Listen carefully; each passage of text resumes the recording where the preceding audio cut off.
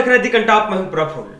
धर्म संसद में मुस्लिम महिलाओं पर अभद्र टिप्पणी करने वाला, मानवता के साथ खिलवाड़ करने वाला, स्त्रियों की मान सम्मान को मजाक बनाने वाला, आपको मालूम है कि मैं किसकी बात कर रहा हूं? भारत के विधि विधान को पैरों तले समझने वाला, आपसी भाईचारे को खूनी रंजिश में रंगने वाला या खूनी माहौल में बदलने वाला, भारत के अखंडता को तार तार करने वाला देश के पहले आतंकवादी नाथूराम गोडसे। आपको मालूम होगा कि नाथूराम गोडसे कौन है? गोडसे का पुजारी स्वरावाम नफरती चिंटू नफरतियानंद यानी यति नरसिंहानंद अब जेल में भजन कीर्तन कर रहे हैं। सीजेएम हरिद्वार की अदालत ने यति नरसिंहानंद की जमानत याचिका खारिज कर दी है और खारिज होते ही यति नरसिंहानंद के पसीने छूट गए, छक्के छूट गए, उनकी सारी हेकड़ी निकल गई। जमानत याचिका खारिज होते ही यति नरसिंहानंद की हेकड़ी निकल गई। खुद को शेर समझने वाला, खुद को शेर समझ बैठा यति नरसिंहानंद, मुसलमानों के खिलाफ दहाड़ लगाने वाला यति नरसिंहानंद, मुसलमानों को काटने मारने की बातें करने वाला डरपोकानंद गिड़गिड़ाने लगा, रोने लगा, चिल्लाने लगा, कहने लगा, गुहार लगाने लगा कि बचाओ मुझे, निकालो कोई यहां से, मेरा दम घुट रहा है। अब सोचिए कि एक शेर की दहाड़ लेने वाला गीदड़ बन गया। सलाखों के अंदर जाते ही यति नरसिंहानंद के सारे पैतरे फेल हो गए, सारे हेकड़ी निकल गई, सारा नौटंकी खत्म हो गया। और नौटंकी किया भी, लेकिन नौटंकी काम नहीं आई और ना ही साथ चला।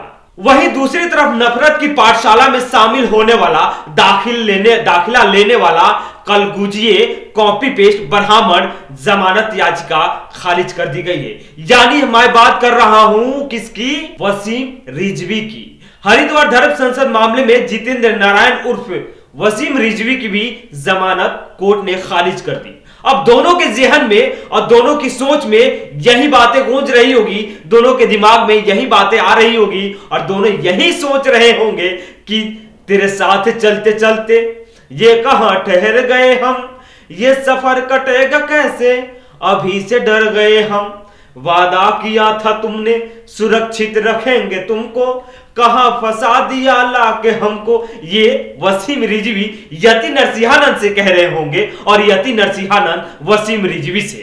अब यति नरसिंहानंद के वकील सत्र न्यायालय में अपील करेंगे जमानत याचिका के लिए, जमानत के लिए, बेल के लिए। वहीं यति नरसिंहानंद सरस्वती के खिलाफ एक ही मामला नहीं है, अब उनके ऊपर अवमानना का केस भी चलाने की अनुमति मिल गई है। भारत के अटॉर्नी जनरल के वेणुगोपाल ने संविधान और सुप्रीम कोर्ट के साथ या संविधान को मजाक बनाना और कानून के साथ खिलवाड़ करने के खिलाफ अपमानजनक टिप्पणी करने को लेकर यति नरसिंहानंद के खिलाफ अवमानना कार्यवाही शुरू करने की भी अनुमति दे दी है। अब यानी यति नरसिंहानंद चौतरफा घिरते जा रहे हैं। बता दें आखिर यति नरसिंहानंद कौन है, क्यों आखिर सुर्खियों में है? जूनागढ़ अखाड़े के महामंडलेश्वर यति नरसिंहानंद गिरी हरिद्वार में जितेंद्र नारायण त्यागी उर्फ वसीम रिजवी की गिरफ्तारी का विरोध कर रहे थे, जिसके लिए वो एक और संत के साथ अनशन पर बैठे थे। उन्होंने अनशन खत्म कर सत्याग्रह शुरू किया था, जिसके बाद 15 जनवरी को पुलिस धमकती है और कहती है बाबा अब आपका खेल खत्म हो गया, अब चलिए आपको हम कहीं और ले चलते हैं। स्वामी यति नरसिंहानंद को धरना स्थल से उठाया गया और गिरफ्तार किया गया और उनके अच्छे ठिकाने पे पहुंचा दिया गया और कहा पुलिस वाले ने कि अब यहीं बैठिए और भजन कीर्तन कीजिए। हरिद्वार धर्म संसद में हेट स्पीच के मामले में आपने देखा था कि वीडियो वायरल हुआ था। वीडियो वायरल होते ही एक लॉ की छात्रा ने, रुचिका ने, स्वामी यति नरसिंहानंद के खिलाफ मामला दर्ज करवाया था। सोशल मीडिया में हरिद्वार धर्म संसद के वीडियो वायरल होने के बाद उनके साथ साथ वसीम रिजवी पे भी मुकदमा दर्ज कराया गया। इस मामले में 13 जनवरी को वसीम रिजवी की गिरफ्तारी होती है। वसीम रिजवी उर्फ जितेंद्र नारायण सिंह त्यागी, जो तथाकथित ब्राह्मण है, उनकी गिरफ्तारी होती है, उनको गिरफ्तार किया जाता है।